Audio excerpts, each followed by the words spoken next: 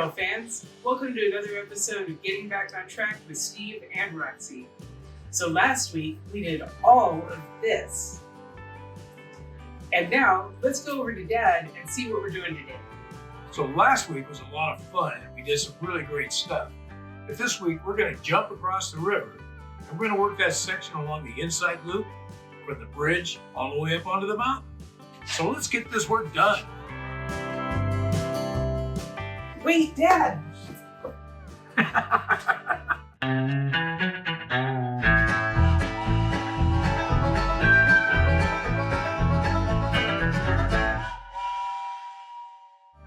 To start our scenery, we've got to lay down the base. The base material that we're using is a tube sand, and it's got the regular sand material in it, but it's also got some fine-sifted dirt. So I like the consistency of it, and it looks pretty good for our purposes.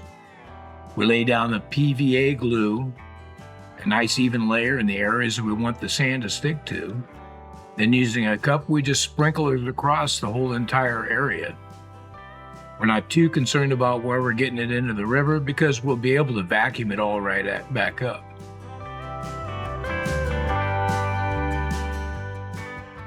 Using PVA glue, the sand will even adhere to the surfaces that are on steep slopes, such as the mountain right here.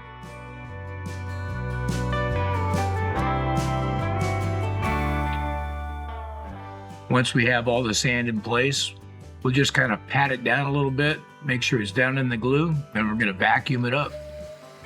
We'll make sure to really vacuum the tracks as well because we don't want any sand to get caught up and pulled into our locomotives. And I like the way the dirt looks once it's all dried like this. But we still got some additional steps that we want to take.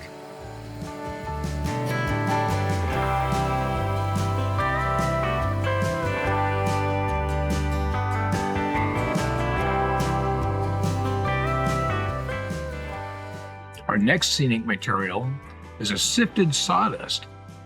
Now, when we built all the bench work, we continually swept up the sawdust and sifted it out, and we've been saving it just for this purpose.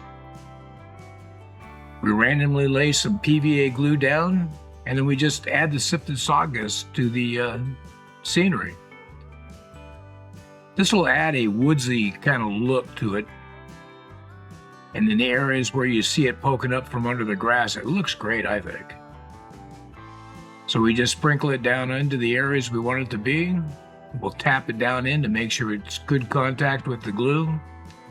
Let it dry overnight and we vacuum it up. We're using a nylon stocking over the hose so we can reclaim the materials as we vacuum them up. I found the sawdust is a little hard to get back out of the nylon material, but everything else seems to get out of there pretty good.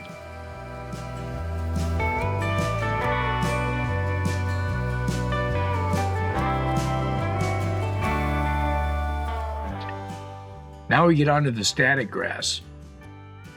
But first I want to put a band of burnt grass 2 millimeter along the rails because I feel that the railroads, a lot of times they'll go along and they spray the edges along the tracks to kill off the weeds and growth. So we want something that's not quite super green along here as the undercoat.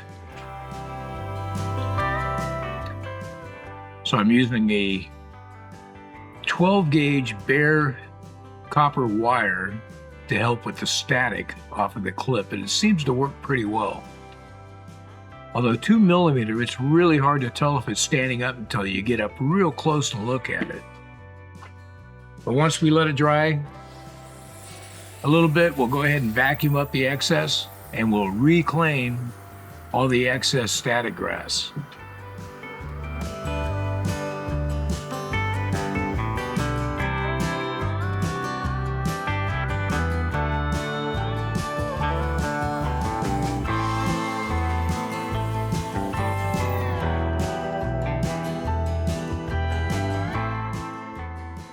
So now we're going to come back we want to apply a 2mm light green static grass as our base for our grass area.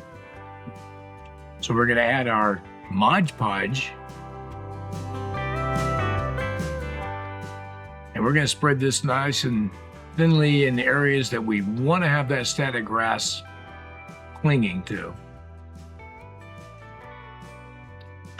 And here we use the same procedure. I use the copper wire and just go along and shake it in with our static king. So we found with the static king, you want to keep it at least half full when you're starting because it takes a lot to shake it out. But the coverage is pretty good here. Again, we vacuum up the excess. And this also, the vacuum helps stand up the static grass a little bit. So I'm just being careful not to get it down into there and damage the look of it until it's fully dry. And then when we replace the trees we had previously in there, plus a few extra. So these are all the trees that we made during our live stream the previous Sunday. And we really are happy the way they turned out. And they're making a big difference in the look of this. So all the area and debris from where I drilled out, I'll come back and I'll vacuum up all that white so you won't see it anymore. But we just sort of randomly place trees, and we like to place them together in odd numbers. They seem to look better than just even, depending on the grouping.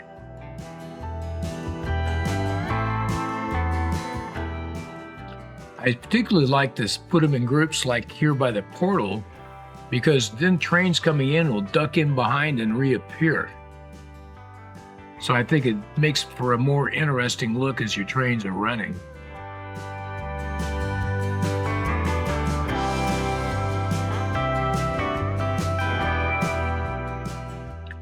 It's really turning into a nice forested river scene here.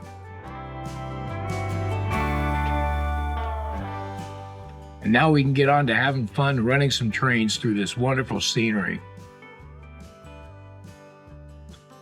This looks like someplace I'd like to sit and fish.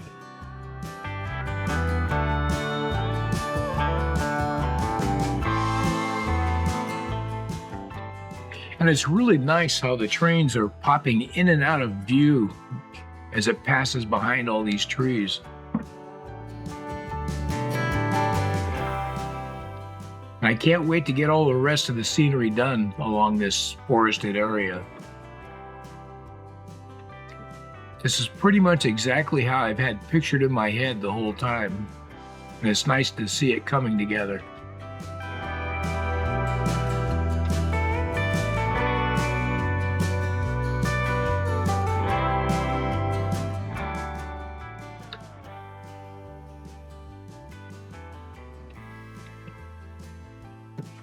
This is so awesome. You got to remind yourself that if I can do it, any of the rest of you can definitely do this as well. I started this, I had no experience building layouts, and it's just what I've been able to glean off of reading articles and watching YouTube videos, how to put these things together.